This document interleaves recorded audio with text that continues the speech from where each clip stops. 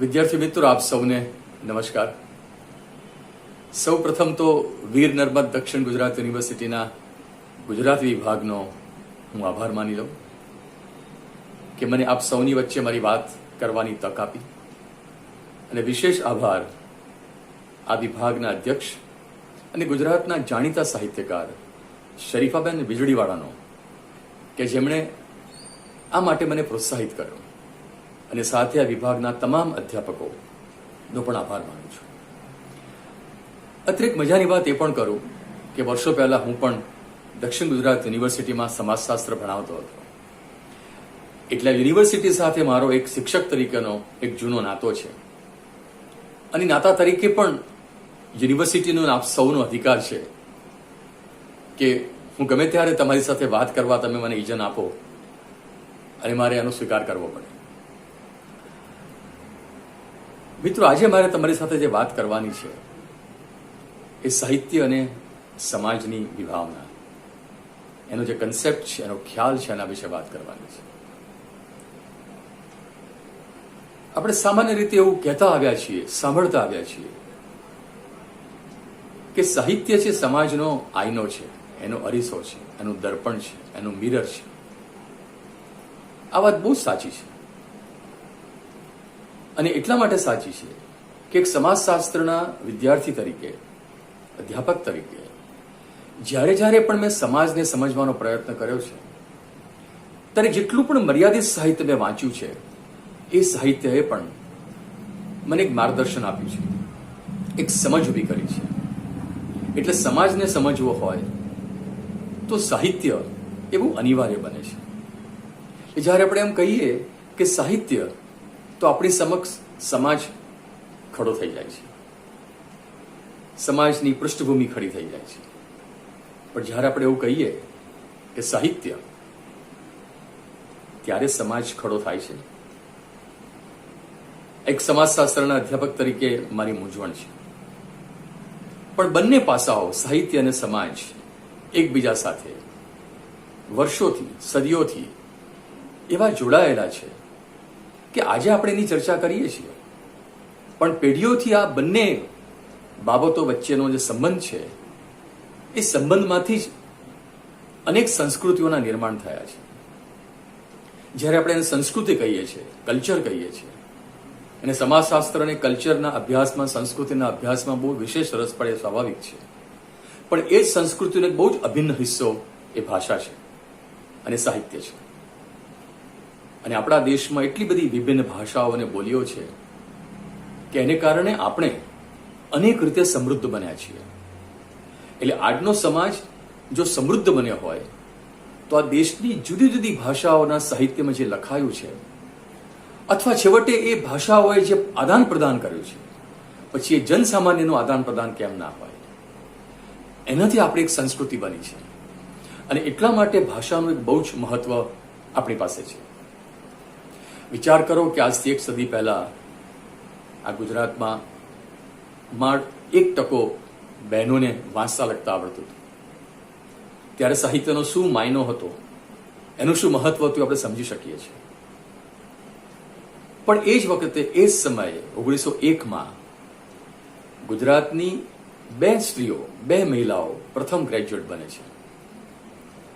આ બંને બહેનો વિદ્યા ગૌરી નીલકંઠ અને શારદાબેન મહેતા.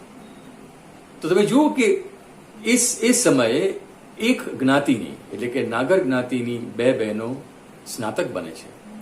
અને એ જ સમયે ગુજરાતમાં સ્ત્રી સાક્ષરતાનો દર 1% અથવા એનાથી પણ ઓછો છે. આ જે વિરોધાભાસ છે સમાજનો, એ આ જે વિરોધાભાસ, એને સાહિત્ય સાથે પણ ઘણો સંબંધ છે. એ રીતે પણ આપણે એને જોવાનો પ્રયત્ન કરીએ. પણ સૌથી પહેલા આપણે સાહિત્ય અને સમાજની વાત કરીએ, અને ખાસ કરીને ગુજરાતના સંદર્ભમાં જ્યારે આપણે વાત કરીએ આ વિભાવનાને સમજવા. આપ સૌ સાહિત્યના વિદ્યાર્થીઓ છો, એટલે સાહિત્ય શું છે આપ જાણો છો. સમાજના એક સભ્ય પણ છીએ, એટલે સમાજ શું છે એ પણ જાણીએ છીએ. પણ મારો એક નમ્ર પ્રયાસ છે કે વર્તમાન ગુજરાત છે આપણું, એ વર્તમાન ગુજરાત શું છે, એ સમાજ કેવો છે, એની થોડીક ઝલક આપણે લઈ લઈએ, એની એક નાની તસવીર આપણી સમક્ષ ઊભી કરીએ.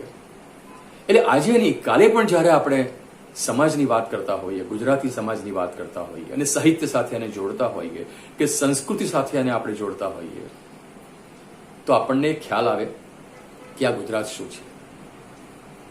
એક સમાજશાસ્ત્રીય દ્રષ્ટિએ ગુજરાત જ્ઞાતિ અને ધર્મનું કેવું બનેલું છે એની આપણે વાત કરીએ તો ગુજરાત, તમે જોશો કે ગુજરાતના નકશામાં તમને આ સમાજ દેખાય છે. નકશામાં જોયું એ ન કશામાં, એવી જે કહેવત છે, એ કહેવત જો ગુજરાતનો નકશો નજર સમક્ષ કરીશું તો આપણને ખ્યાલ આવશે. 1600 કિલોમીટર લાંબો દરિયા કિનારો ગુજરાતને છે. કદાચ આ દેશના એક પણ રાજ્ય પાસે નથી. મોટું રણ છે આપણે ત્યાં. છેક અંબાજીથી આહવા સુધી આદિવાસી પ્રજા, ડુંગરાળ ને ટેકરીવાળીનો વિસ્તાર છે આપણે ત્યાં આગળ. એક આંતરરાષ્ટ્રીય સીમા પણ છે પાકિસ્તાન સાથે. આ એક જે ભૂગોળ છે, આજે જે જ્યોગ્રાફી છે, એ જ્યોગ્રાફીની અંદર આ નકશાની અંદર મોટાભાગના હિન્દુ લોકો રહે છે. ગુજરાતની અંદર માત્ર 12% લઘુમતી ધર્મના લોકો છે અને એમાં 9% મુસ્લિમ છે અને બાકીની 3% વસ્તી છે એ ખ્રિસ્તી, પારસી, જૈન, બૌદ્ધ, શીખ, અન્ય ધાર્મિક લઘુમતીઓને છે. અને ગુજરાતના જે હિન્દુઓ છે એમાં જે કહેવાતી ઉપલી જ્ઞાતિઓ છે, બ્રાહ્મણ છે, પાટીદાર છે, ક્ષત્રિય છે અને વાણિયા છે, એની વસ્તી ગુજરાતની અંદર 20% છે.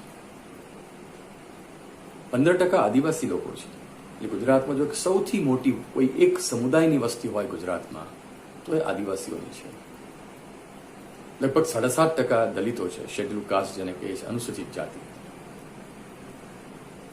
લગભગ 42 થી 45% અન્ય પછાત વર્ગો, જેને આપણે ઓબીસી કહીએ છીએ અથવા બક્ષીપંચના સમુદાયો કહીએ છીએ. 147 સમુદાયો ગુજરાતની અંદર છે. બાકીના એવા પણ લોકો છે કે જે લોકો નથી કહેવાતી ઉપલી જ્ઞાતિમાં, નથી દલિત, નથી આદિવાસી, નથી ઓબીસી, એવા 5% લોકો ગુજરાતની અંદર છે. તો આ એક ગુજરાત જે આપણી સમક્ષ એક આંકડાની દ્રષ્ટિએ મેં તમને કહેવાનો પ્રયત્ન કર્યો. પણ એટલા માટે આ પશ્ચાત ભૂમિકા આપણે યાદ રાખવી જોઈએ કે એની સાથે સાહિત્ય, પ્રજા, એનું રાજકારણ, એનું સમાજકારણ કેવી રીતે જોડાયેલું છે. હવે જ્યારે આપણે સાહિત્યની વાત કરીએ છીએ ત્યારે ધર્મની વાત પણ થોડી કરી લઈએ. એટલે આજે જનસામાન્યનો નાતો સાહિત્ય સાથે છે એને કરતા ધર્મ સાથે વધારે છે. ઇવન ધર્મની અંદર જે સાહિત્ય રચાયું છે, પછી કોઈ પણ ધર્મનું હોય, એ સાહિત્ય પણ લોકમુખે છે. મંદિરોનું સંગીત, હવેલી સંગીત, કે કોઈ પણ ધર્મની વાત કરો તમે, શીખ ધર્મની વાત કરો કે ઇસ્લામની વાત કરો, આ બધા ધર્મ સાથેનું પણ સાહિત્ય છે, જે સાહિત્ય બહુ સદીઓથી આપણી સાથે છે. અને એને કારણે ધાર્મિક પૃષ્ઠભૂમિવાળું સાહિત્ય એનો એક વિશેષ મહિમા પણ છે. પણ એ સિવાય જે સાહિત્ય રચાયું છે, જે લોકો સાથેનું છે, કે જેની અંદર બહુ ધર્મ કે સંપ્રદાય નથી આવતો, પણ લોકોની વાત આવે છે, આપણી તમારી સૌની વાત આવે છે, એ સાહિત્યનું એક અદકેરું મહત્વ છે. એટલે જ્યારે આપણે સાહિત્યની વાત કરીએ છીએ ત્યારે 2 પ્રકારના આ તફાવતો છે અને આપણે સમજવા પડશે. પણ સમાજશાસ્ત્રના વિદ્યાર્થી તરીકે એક મારે દુઃખ વ્યક્ત કરવું જોઈએ અથવા એક પીડા પણ મારે વ્યક્ત કરવી જોઈએ કે સાહિત્ય એ તો સમાજનું દર્પણ છે અને સાહિત્યમાં સમાજ ઝીલાય છે, પણ સમાજશાસ્ત્રમાં સાહિત્ય કેટલું ઝીલાય છે. એક આખી બ્રાન્ચ છે સોશિયોલોજી ઓફ લિટરેચર, એટલે કે સાહિત્યનું સમાજશાસ્ત્ર. એ છેલ્લા થોડા વર્ષોમાં વિશ્વમાં અને ભારતમાં ખેડાયું છે. હજુ ભારતની અંદર બહુ વિશેષ રૂપે એમાં સંશોધનો નથી થતા, પણ એક નવી પરંપરા આપણે ત્યાં ઊભી થઈ છે. તો સાહિત્ય સમાજની વાત કરે છે. આપણા કવિઓ, આપણા લેખકો એ અનેક પ્રકારના કેરેક્ટર, પરિસ્થિતિઓ, પરંપરાઓ એ સાહિત્યમાં ઝીલે છે. પણ સમાજશાસ્ત્ર એ સાહિત્ય સાથેનો નાતો, હું મારો અંગત અનુભવ કહું છું કે ગુજરાતમાં એટલો વ્યાપક પ્રમાણે નથી. એ કારણે સમાજશાસ્ત્રની જે આજની પેઢી છે એ પેઢીને સાહિત્યનું શું મહત્વ છે સમાજને સમજવા માટેનું, એની સમજ બહુ મર્યાદિત છે. હું તમને એક નાનો દાખલો આપું. દલપતરામ આપણા બહુ જ જાણીતા કવિ. તો દલપતરામ મેં એક વર્ષો પહેલા 1852માં એમણે જ્ઞાતિ નિબંધ લખ્યો. ગુજરાત વર્નાક્યુલર સોસાયટીએ એ જમાનામાં એક નિબંધ સ્પર્ધાનું આયોજન કર્યું અને દલપતરામે એમાં જ્ઞાતિ નિબંધ લખ્યો અને એમને પ્રથમ ઇનામ મળ્યું અને ઇનામ 150 રૂપિયાનું હતું 1852માં. આ જ્ઞાતિ નિબંધમાં એમણે ગુજરાતની અનેક જ્ઞાતિઓ, એની પરંપરા, એની વચ્ચેના તફાવતો, પ્રશ્નો, એનું બહુ સુંદર આલેખન કર્યું છે. એમણે એમ પણ કહ્યું એક જગ્યાએ કે ભાઈ સામાન્ય રીતે એવું કહેવાય છે કે જે વર્ણ વ્યવસ્થા છે એ બ્રહ્મામાંથી ઉત્પન્ન થઈ. એટલે એમના મુખમાંથી બ્રાહ્મણો, એની ભુજાઓમાંથી ક્ષત્રિયો, એના ઉદરમાંથી વૈશ્યો અને એના પગમાંથી શૂદ્ર પેદા થયા. હવે દલપતરામ એમ કહે છે, કવિ તરીકે કહે છે કે આ તો એક કવિની કલ્પના છે અને એવું એક લોજિક આપે છે કે જો ભારતના લોકો આ રીતે પેદા થયા તો પશ્ચિમના દેશના લોકો કેવી રીતે પેદા થયા હશે. એટલે કવિની કલ્પના તરીકે એને જુએ છે. પણ અમે સમાજશાસ્ત્રની અંદર દાયકાઓથી વર્ણ વ્યવસ્થાની ઉત્પત્તિ સાથે આ મુદ્દાને જોડીએ છીએ, જેનો દલપતરામે આજથી 250 વર્ષ પહેલા ઇનકાર કરેલો. પણ એ દલપતરામને અમે નથી ભણાવતા.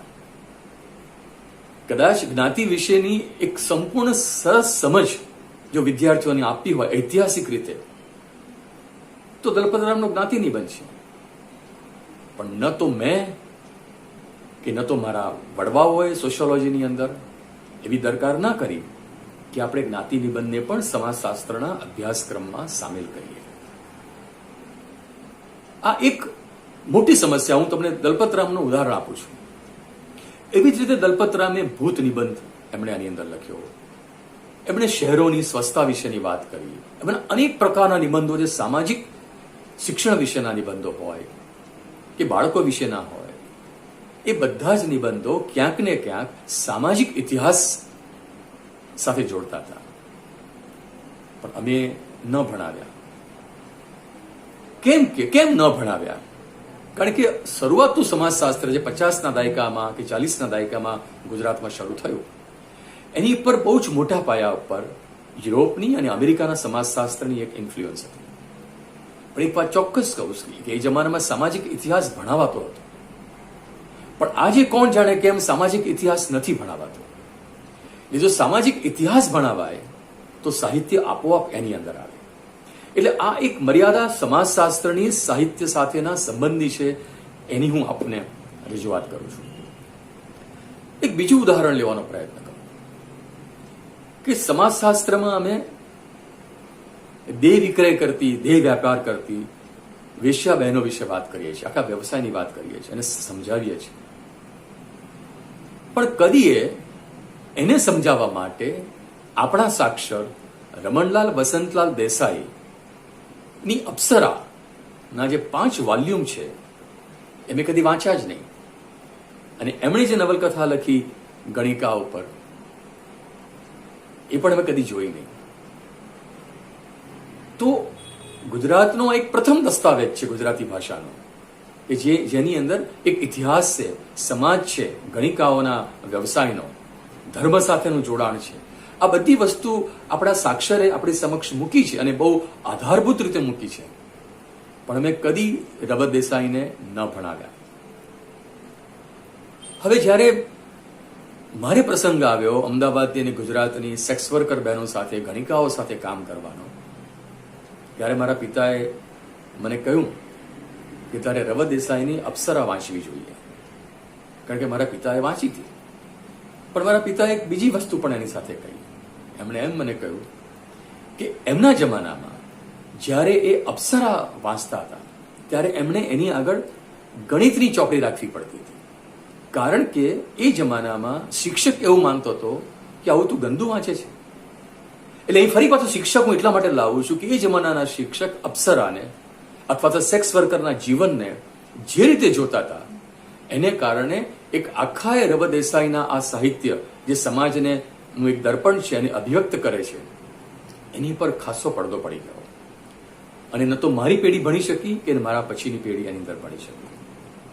પણ આજે જ્યારે હું થર્ડ જેન્ડરને ભણાવું છું અથવા તો LGBTQ સમલૈંગિક લોકોની વાત હું ભણાવું છું અને જ્યારે ભારતની અંદર એ 377મી કલમ જે સમલૈંગિક સંબંધોને ગેરકાનૂની અને શિક્ષાપાત્ર માનતી હતી હવે રદ કરી છે સુપ્રીમ કોર્ટે, ત્યારે આ સંબંધો થર્ડ જેન્ડર એક ત્રીજું જેન્ડર જ્યારે મારે ભણાવવાનું હોય સોશિયોલોજીમાં અથવા સાહિત્યની અંદર પણ, તો મારી પાસે લક્ષ્મીનારાયણ ત્રિપાઠીની આત્મકથા છે.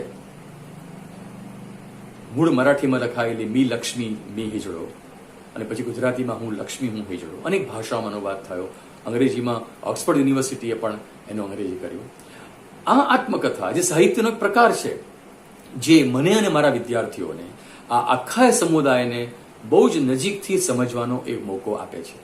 અને આજે લક્ષ્મીનારાયણ ત્રિપાઠી છે, હયાત છે, એમની સાથેની ચર્ચા પણ તમે કરી શકો છો. તો આ એક પૃષ્ઠભૂમિ મેં એટલા માટે આપવાનો પ્રયત્ન કર્યો કે સોશિયોલોજીએ, સમાજશાસ્ત્રએ સાહિત્યને જો બહુ જ પહેલા પોતાના અભ્યાસક્રમમાં સમાવવાનો એનો જો પ્રયત્ન કર્યો હોત તો આજે આ સાહિત્ય અને સમાજની જે વિભાવના સમજાવવાનો જે વાત છે એ કદાચ મને વધારે સરળ બનત. એટલું એક સમાજશાસ્ત્રના અધ્યાપક તરીકે હું કહેવા માંગુ છું. હવે એક આગળ આપણે વાત લઈ જવાનો પ્રયત્ન કરીએ કે સામાજિક ઇતિહાસ અમે ન ભણાવ્યો પણ હવે સામાજિક ઇતિહાસ ભણાવવાની બહુ જ અનિવાર્યતા છે અને તરત સાહિત્ય કેવી રીતે આમાં કામ લાગે છે. હું હમણાં રણજીતરામ મહેતાને હું વાંચતો હતો, આપણા બહુ જ મોટા સાહિત્યકાર અને સાહિત્ય પરિષદ જે આજે છે એના મૂળમાં એમનું બહુ જ મોટું પ્રદાન છે. એ રણજીતરામ મહેતા બહુ જ નાની ઉંમરે 35 વર્ષની ઉંમરે એમનું અવસાન થયું, પણ એમણે એ વખતે જે નિબંધો લખ્યા એ પણ જ્ઞાતિ વિશે લખ્યા, ધર્મ વિશે લખ્યા, સમાજ વિશે લખ્યા, ગુજરાતની એકતા વિશે પણ એમને નિબંધ લખ્યા. અને એમાં એમનો એક 78 પાનાનો એક નિબંધ છે અથવા તો એમનો લેખ છે, ગુજરાતનું સાંસારિક અને ધાર્મિક દર્શન. લગભગ 100 વર્ષ પહેલા, 125 વર્ષ પહેલા એમણે કારણ કે એ 19મી સદીની છેલ્લી 25સીમાં જન્મ્યા અને 1917માં એમનું અવસાન થયું. અને રણજીતરામ સુવર્ણચંદ્રક સાહિત્યનો બહુ જ જેને કહેવાય કે ગૌરવપૂર્ણ આપ સૌ જાણો છો. તો 78 પાનામાં એમણે એ જમાનાની અંદર 18મા સૈકાની અંદર એટલે એમનાથી પણ 150-200 વર્ષ પહેલાનો સમાજ કેવો હતો એના વિશે એમણે આ લેખમાં લંબાણથી લખ્યું છે. અને એ કરવા માટે એ શું કહે છે, એમ કહે છે, બહુ સરસ વાતથી શરૂઆત કરે છે પોતાના નિબંધની, કે જે ભૂમિમાં રાજકીય ઇતિહાસ રચાયા નથી તે ભૂમિમાં પ્રજાકીય ઇતિહાસની આશા કેવી. એટલે પ્રજાની વાત કરે છે, લોકોની વાત કરે છે, એના પ્રશ્નોની વાત કરે છે. અને એમ કહે છે કે મારે એટલે 19મી સદીમાં એમણે એમનાથી 150 વર્ષ અગાઉના ગુજરાતી સમાજને જાણવો હોય તો કયા આધારો છે એમની પાસે, કારણ કે એમને ઘણી વૈજ્ઞાનિક દ્રષ્ટિએ અભ્યાસ કરવાનો એમનો દ્રષ્ટિકોણ પણ હતો, ભલે સાહિત્યના હતા તેમ છતાં પણ. એટલે એના આધાર એમણે શોધવાનો પ્રયત્ન કર્યો. તો એ કહે છે કે 18મા સૈકાના જે બહુ જાણીતા કવિ શામળ અને પ્રેમાનંદ એમની કૃતિઓમાં ક્યાંક સમાજ દર્પણ થાય છે કે એક વખતનો સમાજ કેવો હતો એની એ વાત કરે છે. તો એ સ્ત્રી જીવનના કેટલાક મુદ્દાઓને આપણે લેવાનો પ્રયત્ન કરીએ. તો એ જમાનામાં જેને સંતાન નહોતું થતું, આજે તો આપણે જોઈએ છીએ કે એટલી બધી મેડિકલ ટેકનોલોજી છે કે જેને સંતાન ન થતું હોય એ દંપતિ એનો સહાય લઈને એ સંતાન પ્રાપ્તિ કરી શકે છે અથવા તો દત્તક સંતાન પણ લઈ શકે છે. પણ એ જમાના અને આજે પણ કેટલેક અંશે જે સ્ત્રી બાળક પેદા કરી શકતી નથી, જેને આપણે વાંજણી કહીએ છીએ આપણી પરંપરાગત ભાષાની અંદર, એની સ્થિતિ કેવી હતી એનું એ વર્ણન કરે છે શામળ. એ કહે છે, વનિતા હોય વાંજણી, દારૂણ તેને દુઃખ,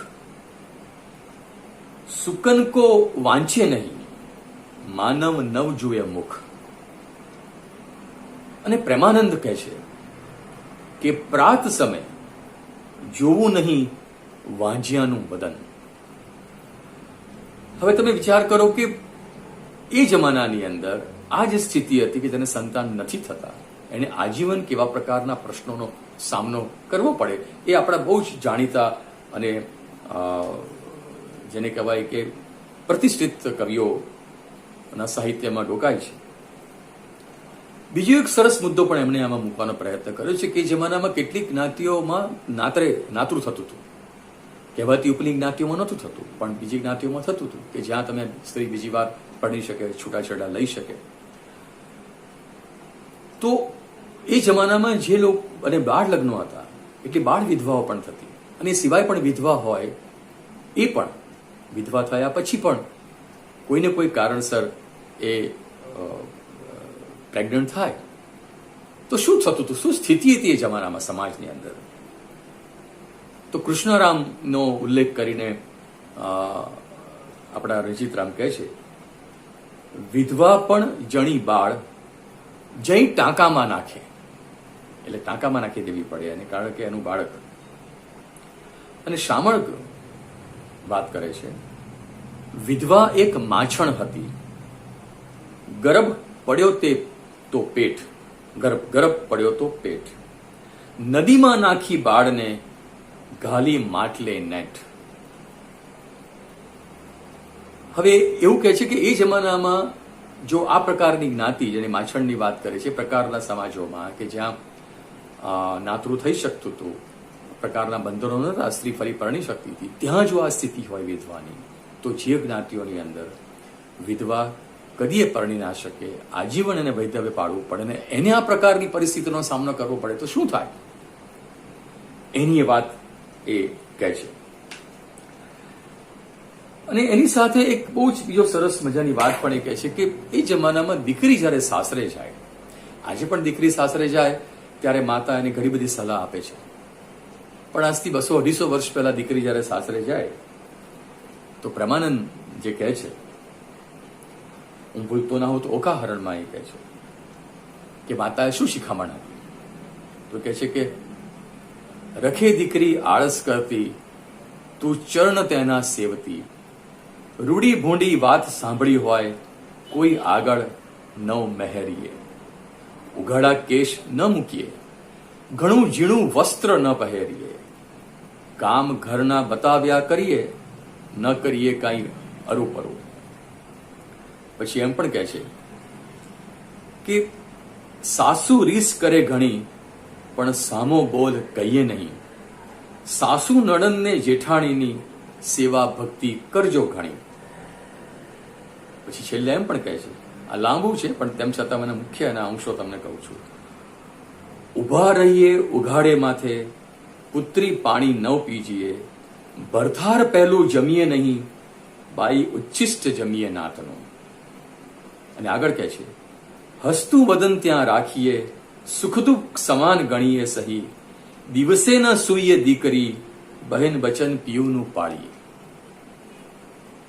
તો આ પ્રેમાનંદની વાતની અંદર એ જમાનામાં દીકરી સાસરે જાય ત્યારે દીકરીએ શું કરવું સાસરાની અંદર, એની જે સલાહ માતા આપતી હતી. હવે એટલા માટે વસ્તુ મહત્વની છે સાહિત્યની કે મારે 200, 250, 300 વર્ષ પહેલાનો ગુજરાતી સમાજ જાણવો છે તો મારી પાસે કયા આધારો છે.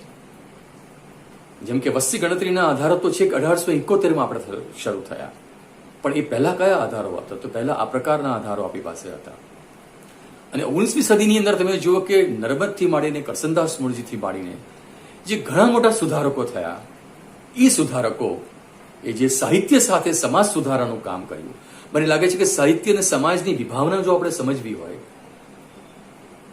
તો એની અંદર સમાજ સુધારાનો એક આખો મુદ્દો જે નર્મદ અને એ સમયના જે આપણા કવિઓ હતા કે સાહિત્યકારો હતા, એમણે જે રીતે સમાજ સુધારાને સાહિત્ય સાથે જોડ્યું, કે પછી દાંડીઓમાં એમણે એમની વાત કરી હોય કે જ્યાં ગયા ત્યાં એમણે ભાષણ કર્યા હોય કે લેખો લખ્યા હોય, એ બધામાં આપણને આ જોવા માટે મળે છે. મારો સવાલ એ છે કે આજના આપણા સાહિત્યમાં સમાજ સુધારાની વાત ક્યાં આવી, કેટલા અંશે આવી, એની વાત પણ આપણે વિચારવી પડશે. પણ આ એક મુદ્દો આપણે ખાસ કરીને 19th સેન્ચુરીની આપણે જ્યારે વાત કરીએ છીએ, 19મી સદીના સમાજની, ત્યારે આપણે એને જોવાનો પ્રયત્ન કરીએ.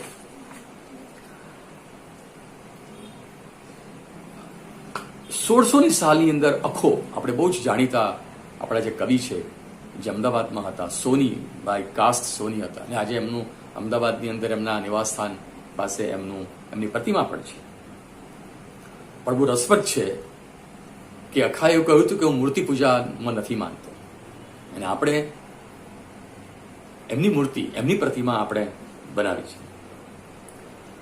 પણ નિરંજન ભગત અખાનું જે મહત્વ છે, જે ખાસ કરીને સમાજ સાથે જોડાયેલું છે, એના વિશે વાત કરે છે. નરસિંહથી નાનાલાલ નામનું એક બહુ સુંદર પુસ્તક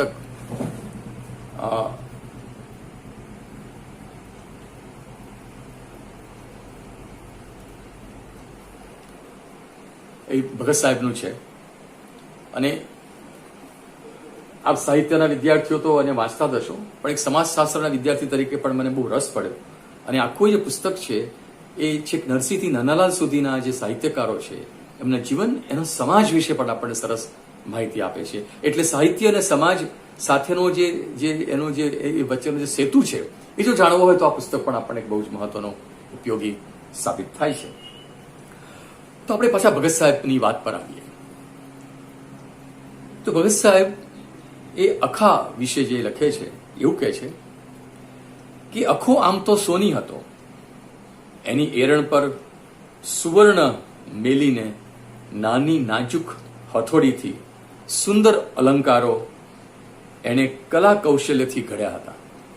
પણ સાથે સાથે એ જ એરણ પર સમાજનું કથિર તપ તપાવીને એના પર મોટા હથોડાથી ઘા કર્યા હતા, અને તેમાંથી જે ચારો કોર તણખા ઉડ્યા હતા એ છપ્પા.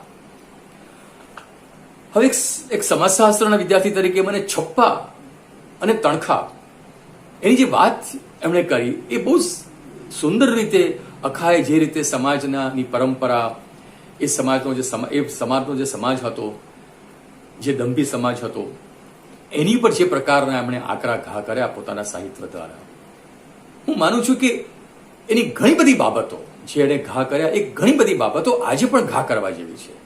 પછી એ સાહિત્યકાર કરે, એ સમાજ સુધારક કરે કે જન સામાન્ય કરે, તો આજે અખાનું સાહિત્ય એ એટલા માટે બહુ જ પ્રસ્તુત છે, કારણ કે એમણે જે વાત કરી, જે સમાજની વાત કરી, એ સમાજની અનેક લાક્ષણિકતાઓ આજે પણ 21મી સદીના આ ત્રીજા દશકની શરૂઆતની અંદર પણ આપણી વચ્ચે છે. આપણે એનો અનુભવ કરીએ છીએ. તો અહીં સાહિત્ય અને સમાજનો એક સેતુ ઉભો થાય છે, અને મને લાગે છે એ આપણી વિભાવના સમજવામાં આપણને બહુ જ મદદરૂપ બને છે. અત્યારે આપણે જ્યારે વાત કરી રહ્યા છીએ જે સમયની અંદર સપ્ટેમ્બર પૂરો થવા આવ્યો છે અને ઓક્ટોબરની શરૂઆત છે, અને 2 ઓક્ટોબરે મહાત્મા ગાંધીનો જન્મદિવસ છે. પણ 2 ઓક્ટોબરે આજથી 100 વર્ષ પહેલા ફૂલછાપ નામના અખબારનો જન્મ થયો. એ શરૂઆતમાં સૌરાષ્ટ્ર નામે ઓળખાતું હતું, અને ઝવેરચંદ મેઘાણીએ એની શરૂઆત કરી. હું એટલા માટે ફૂલછાપની વાત કરું છું કે એક અખબાર ગુજરાતમાં 100 વર્ષ, આમ તો અખબારને 200 વર્ષ પૂર્ણ થવા આવ્યા આપણે ત્યાં આગળ. મુંબઈ સમાચારની વાત કરીએ તો, અને છેક સુરતમાં જો વાત કરીએ તો ગુજરાત મિત્ર છેક 1863માં મારા ખ્યાલ પ્રમાણે એ શરૂ થયું. તો સૌરાષ્ટ્રમાં જે છાપું ફૂલછાપ, એ જે ઝવેરચંદ મેઘાણીએ જે એમની શરૂઆત કરી, અને તમે જુઓ કે મેઘાણીએ પોતાનું સાહિત્ય આ અખબાર દ્વારા જે પીરસ્યું લોકોને, પછી એમાં સમાજની વાત આવી, સાહિત્યની વાત આવી, તો જન સામાન્ય સુધી પહોંચ્યું. તો અખબારનું એક માધ્યમ, આપણા મેઘાણી જેવા સાક્ષર અને કવિ, શાયર, એ અખબારના માધ્યમથી સમાજની વાતો કરે છે, સાહિત્યની વાત કરે છે. અને જે અખબાર જે જનસામાન્ય વાંચે છે ત્યાં સુધી સાહિત્યને પહોંચાડે છે. એટલે આજે જ્યારે આપણે સમાજની વાત કરીએ છીએ ત્યારે સમાજ, સાહિત્યના માધ્યમો, આ એનું જે ત્રિકોણ છે એ ત્રિકોણ પણ એક નવા પ્રકારની છાપ ઊભી કરે છે, એક નવી દિશામાં આપણને લઈ જાય છે. અને એમાંથી પણ આપણે સમાજ અને સાહિત્યને બંનેને સમજવાનો પણ આપણે પ્રયત્ન કરી શકીએ છીએ. એટલા માટે પણ એ આપણી આજે વિભાવનાની ચર્ચા છે એની અંદર એક પાયાનું એ કામ કરે છે. તો આ જે વાત હું તમને કરી રહ્યો છું, જે ખાસ કરીને મેં તમને 19મી સદીની વાત કરી, અખાની વાત કરી, કે રણજીતરામ મહેતાની જે વાત કરી, અને એ દ્વારા એ સમાજના સમજને સાહિત્ય કેવી રીતે પ્રતિબિંબિત કરે છે એની પણ મેં તમારી સાથે ચર્ચા કરી. પણ મિત્રો, આપ સૌ જાણો છો કે 19મી સદીના સુધારા પછી જ્યારે ગુજરાતમાં ગાંધી યુગ આપણે ત્યાં આવ્યો, અને ગાંધી જ્યારે આ રાજકીય અને સામાજિક ફલક પર આપણે ત્યાં આવે છે, એની સાથે ગુજરાતના આખો દેશ એનું સમાજ જીવન એ બદલાવા માંડ્યું. એવા ઘણા પ્રશ્નો અને સમસ્યાઓ હતી કે જે પ્રશ્નો સપાટી પર આવ્યા. પછી સ્ત્રી શિક્ષણની વાત હોય, કે બાળ વિધવાઓના સવાલો હોય, અસ્પૃશ્યતાની વાત હોય, અને આખા સમયમાં ગાંધીયુગના સાહિત્યમાં એક સરળ ભાષામાં, એટલે પંડિત યુગ પછી ગાંધી યુગે એક જેને તમે એક જુદા પ્રકારનો એક સમાજ આપણી તરફ આવ્યો, એક પેરેડાઇમ શિફ્ટ જેને કહીએ આપણે સાહિત્યમાં આવ્યો. આપ સૌ જાણો છો પંડિત યુગને, ગાંધી યુગને, એટલે એની વાત નથી કરતો, પણ એક સામાજિક દ્રષ્ટિકોણથી જો હું જોવાનો પ્રયત્ન કરું તો ગાંધી આવ્યા પછી એવા ઘણા બધા સવાલો હતા કે જે સવાલો કદાચ 19મી સદીના સમાજ સુધારકોએ હાથ પર નહોતા લીધા, કારણ કે એ જમાનાના સમાજ સુધારકો કહેવાથી ઉપલી જ્ઞાતિના હતા. પણ ગાંધીએ અસ્પૃશ્યતાનો સવાલ જે હાથ પર લીધો, હું માનું છું કે એ સવાલે ગુજરાતના આખા સમાજ સુધારાની દિશાને અને એની સાથે રચાતા સાહિત્યની દિશા બદલી કાઢી. અને એ જમાનામાં તમે જુઓ કે સૌરાષ્ટ્રની અંદર કે જેને એક સામંતવાદી સમાજ વ્યવસ્થા હતી, ત્યાં અસ્પૃશ્યતા નિવારણના જે આખા કામ આપણે ત્યાં થયા.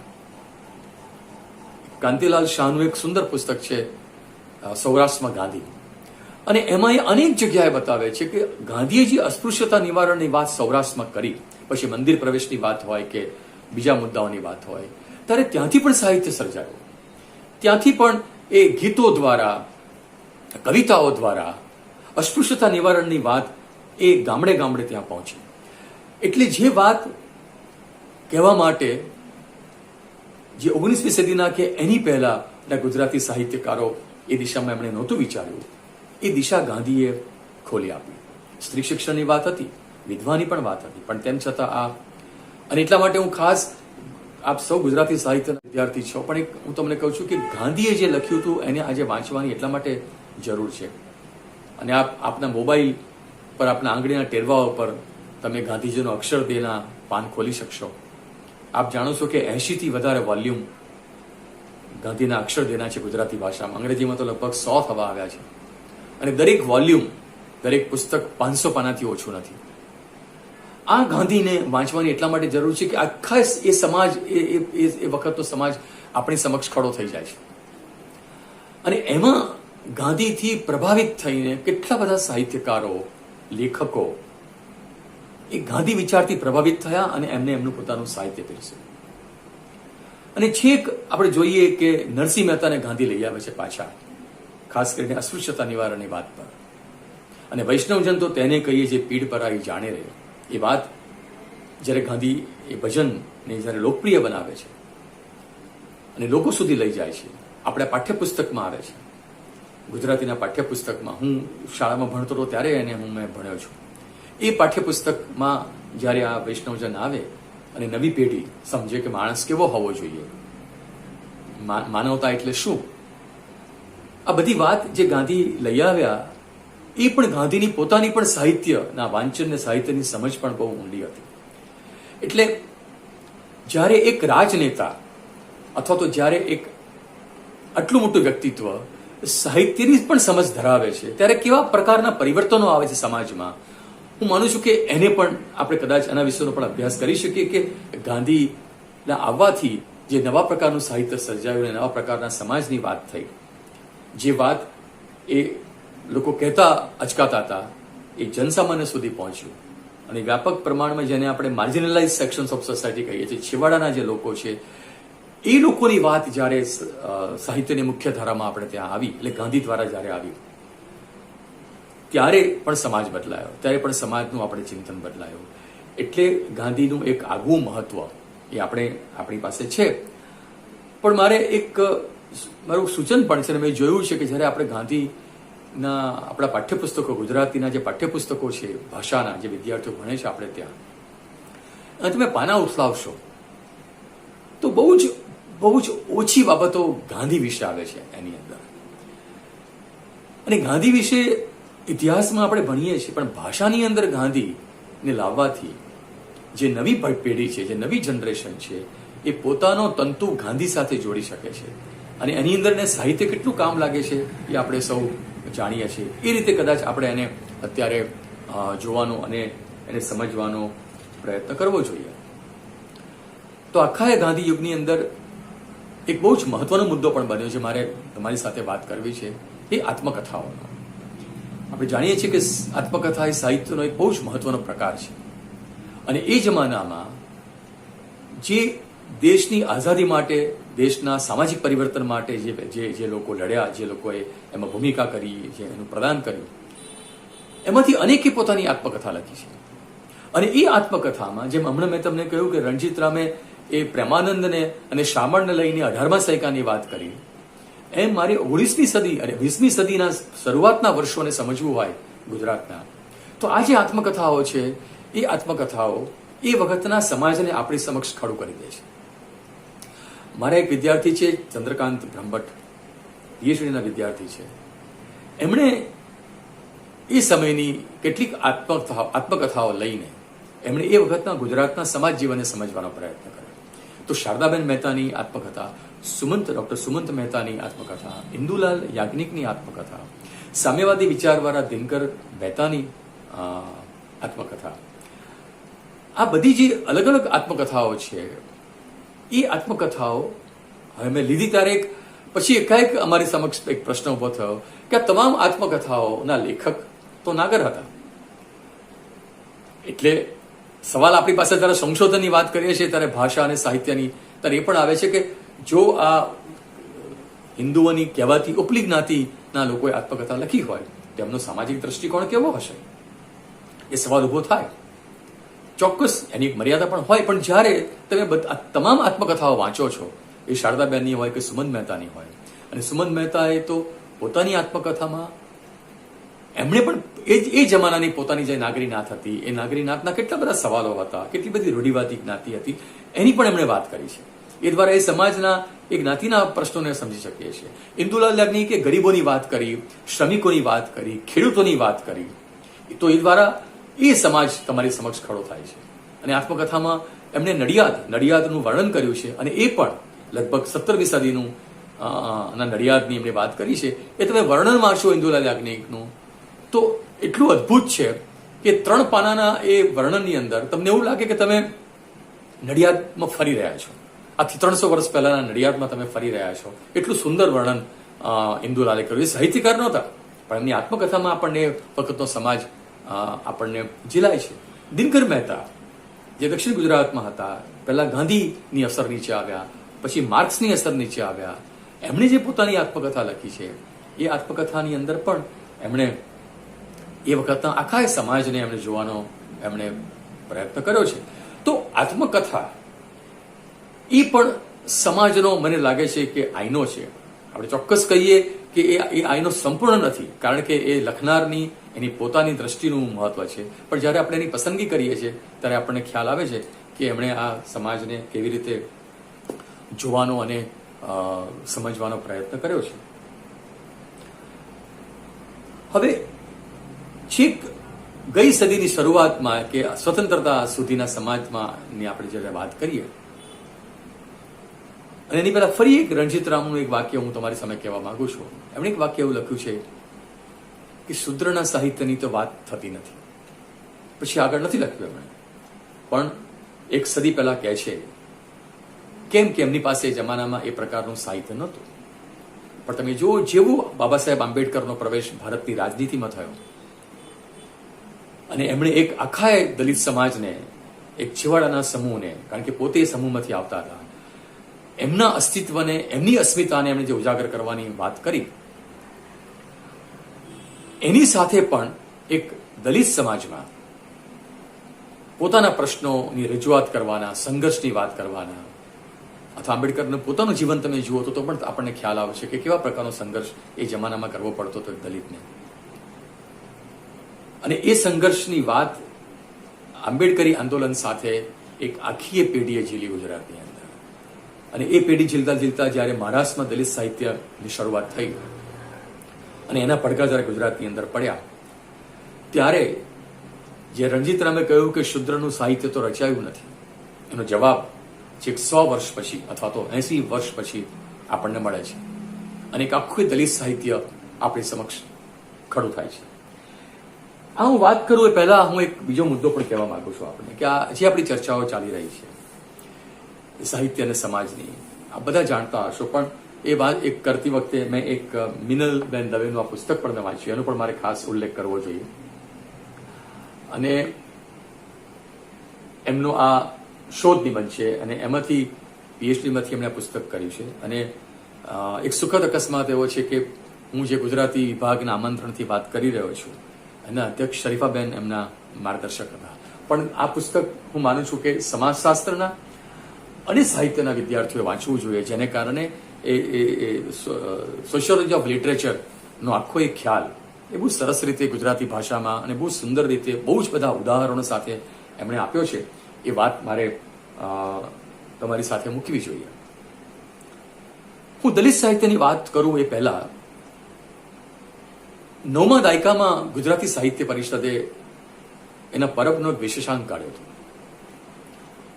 અને એ જે વિશેષાંક હતો એનું શીર્ષક હતું 9મા દાયકાની કવિતા. હું કે સાહિત્યનો વિદ્યાર્થી નથી અને કદાચ સાહિત્યના વિદ્યાર્થી જેટલું વિશાળ વાંચન પણ સાહિત્યનો મારો નથી, પણ એ 9મા દાયકાની કવિતાનો પરબનો અંક મારી પાસે આવ્યો ત્યારે એ અંકનું એની અંદર એના જે તંત્રી છે ચંદ્રકાંત ટોપીવાળા, એમણે એવું લખેલું કે ગુજરાતના જે ઉત્તમ કવિઓ છે એમની ઉત્તમ રચનાઓનો આમાં સમાવેશ કર્યો છે. એટલે મને રસ પડ્યો જોવાની અંદર અને મેં યાદી જોઈ. તો એક સમાજશાસ્ત્રના વિદ્યાર્થી તરીકે હું એ સાહિત્યની વાત કરું એ પહેલા જે સર્જકો છે, કારણ કે સર્જકો પણ આપણા સમાજમાંથી આવે છે, અને એ સર્જકો કોણ છે, એમની જ્ઞાતિ ધર્મ કયો છે, એ પણ એ સાહિત્ય અને સમાજની વિભાવનાને સમજવામાં આપણને એક કડીરૂપ બને છે. તો મેં જોયું કે 50 કવિઓની 50 કવિતાઓનો એમાં સમાવેશ કરવામાં આવ્યો હતો. એમાં મેં નામની યાદી જોઈ, અટક જોવાનો પ્રયત્ન કર્યો તો 50માંથી 35 તો બ્રાહ્મણો હતા. આદિલ મંસૂરી એક મુસ્લિમ કવિ એની અંદર હતા, કોઈ દલિત કે આદિવાસી એમાં હતું નહીં. એક જ મહિલા હતી, 49 પુરુષો હતા.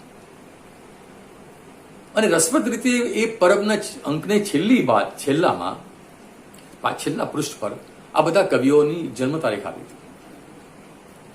અને મેં જન્મ તારીખનો પણ એક આંકડાકીય વિશ્લેષણ કરવાનો પ્રયત્ન કર્યો, કોણ ક્યારે જન્મ્યું. અને મેં જોયું તો મોટા ભાગના જે કવિઓ છે એ 60 વર્ષ વટાવી ચૂક્યા હતા. એટલે જો મારે આ કવિઓ છે એનું મારે જે મારે વર્ણન કરવું હોય તો કહેવાય કે 9મા દાયકાની મોટાભાગની કવિતા એ 60 વર્ષ વટાવી ચૂકેલા મોટાભાગના પુરુષ બ્રાહ્મણોએ કરી છે. હવે કોઈ કદાચ જ્ઞાતિના વિશ્લેષણને સાહિત્ય સાથે ન જોડે, જુદી ચર્ચા છે. અને એ વખતે મેં ત્યારે ગુજરાત મિત્રએ મારો આ ચર્ચાપત્ર છે એમણે પ્રકાશિત કર્યું હતું અને નિરીક્ષકમાં પણ પ્રકાશિત થયું હતું. કહેવાનો મારો મુદ્દો એ છે કે આખો 9મા દાયકો એ દુનિયાની અંદર મહિલાઓના સાહિત્યનો દાયકો ગણવામાં આવે છે. અને એ દાયકો હોવા છતાં પણ એની અંદર એક જ કવિતા મહિલાઓની હતી. એક કવિતામાં શું હતું એની હું ચર્ચા નથી કરતો, કારણ કે આપણી પાસે અત્યારે એવો સમય નથી. પણ આ મુદ્દા પરથી હું આખી નારી કેન્દ્રી જે રચનાઓ ગુજરાતી સાહિત્યમાં થઈ એ છેક ઘણા વર્ષોથી તમે જુઓ તો છેક શરીફાબેન સુધી તમે વાત કરો કે અત્યારના જે યુવાન જે નારી કેન્દ્રી કવિતાઓ અને સાહિત્ય અને વાર્તાઓ અને નવલકથા લખે છે એની જો આપણે જોવાનો પ્રયત્ન કરીએ તો બહુ જ મોટું ખેડાણ ગુજરાતની અંદર નારીવાદી નારી કેન્દ્રી તમે જે કોઈ નામ આપો એની આસપાસ જે સાહિત્ય રચાયું એ સાહિત્યની વાત આપણે થોડી એની કરવી જોઈએ, એની પણ ચર્ચા બહુ મહત્વની છે. જેમ કે વર્ષા અડાલજાને જોઈએ આપણે કે તો ક્રોસ રોડ, મારે પણ એક ઘર હોય, અણસાર એ એમની નારી પ્રધાન નવલકથાઓ છે. હિમાંશીબેનની નારી નામે કથા,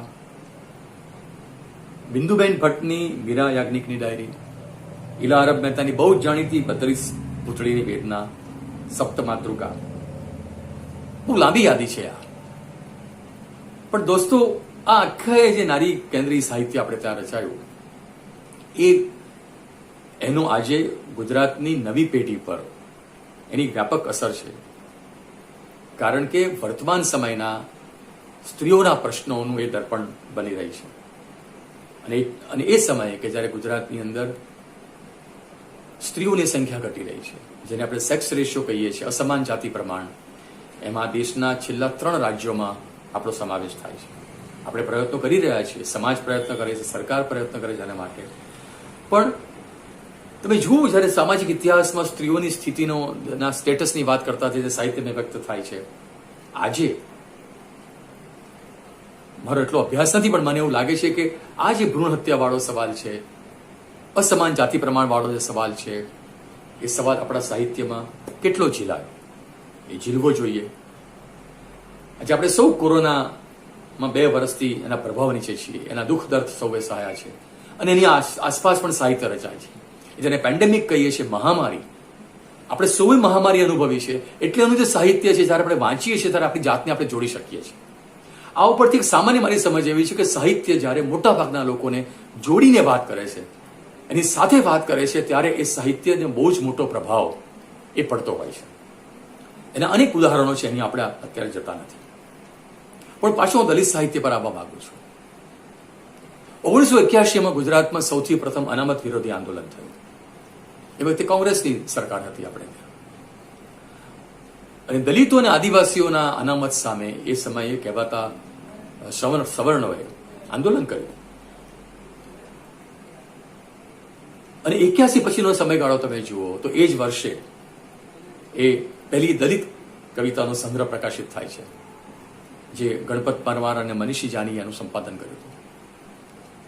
અને એની જે કવિતાઓ છે એ કવિતાઓ સમાજમાં સંઘર્ષ ઉભો કરશે એવી દહેશતથી સરકારે એ જમાનામાં એ કવિઓની ધરપકડ કરી, એની પર કેસ ચલાવવામાં આવ્યા.